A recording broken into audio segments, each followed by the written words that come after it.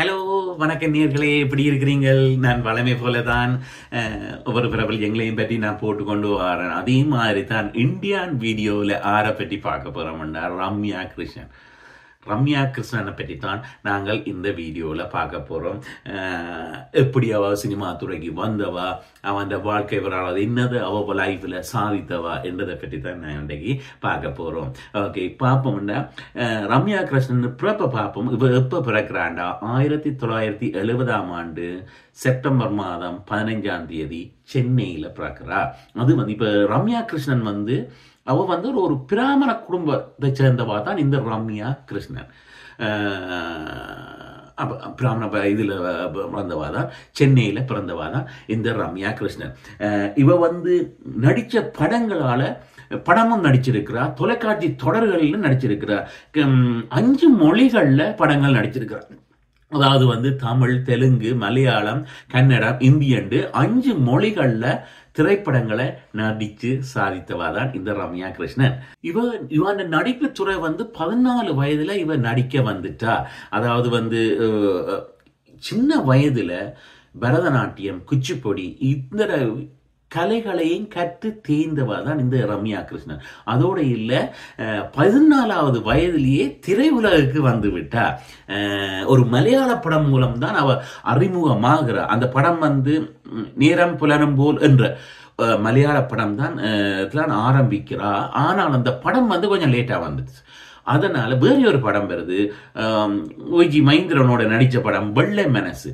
அது லேட்டா நடிச்சாலும் முதல் அது ரிலீஸ் ஆயிட்டுது. ஆனா பார்க்க போனா அவன் முதல் படம் என்றால் வெள்ளை மனசு தான் சொல்லலாம். அன்றைக்கு ஸ்டார்ட் பண்ண நடிச்சவா எல்லா பிரபலங்களோடையும் நடிக்க வந்துட்டா. வளமையா அவங்களுக்கு தெரியும், படையப்பா படம் பார்த்திருக்காதவர்கள் யாரும் கிடையாது.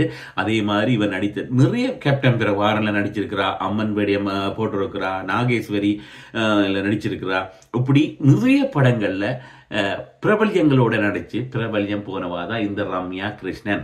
இதோட மாத்திரம் இல்லை, இவ ஒரு திரைப்பட நடிகை என்றும் இல்லை, அவ தொலைக்காட்சி தொடர்கள்ல பங்காற்றி இருக்கிறா. வாங்க, அது என்னென்றால் நிறைய டிவி தொலைக்காட்சி, அதாவது இந்தியாவில் அமைந்திருக்கிற டிவி தொலைக்காட்சிகள், விஜய் டிவியில ஜோடி நம்பர் 1 என்ற ஒரு நடன நிகழ்ச்சிக்கு நடுவராக இருந்திருக்கிறார். அதுக்கு பிறகு சன் தொலைக்காட்சி, சன் டிவி, அதுல தங்கவேட்டை விளையாட்டு நிகழ்ச்சியை தொகுத்து வழங்கினதும் இவதான். அதோட இல்ல கூட இவ அந்த படையப்பா படத்துல நீலாம்பரி என்ற கேரக்டர் தான் இவ அதிகமாக பேசப்பட்டவா. அந்த சன் தொலைக்காட்சியில இருக்கிற கலசம் என்ற தொடர்ல அந்த படையப்பா படத்துல அந்த கேரக்டர், அந்த நீலாம்பரத்தை திருப்பியும் அதை நடிக்கிறா. அதுக்கும் இரட்டை வேடங்கள்ல நடிச்சவா.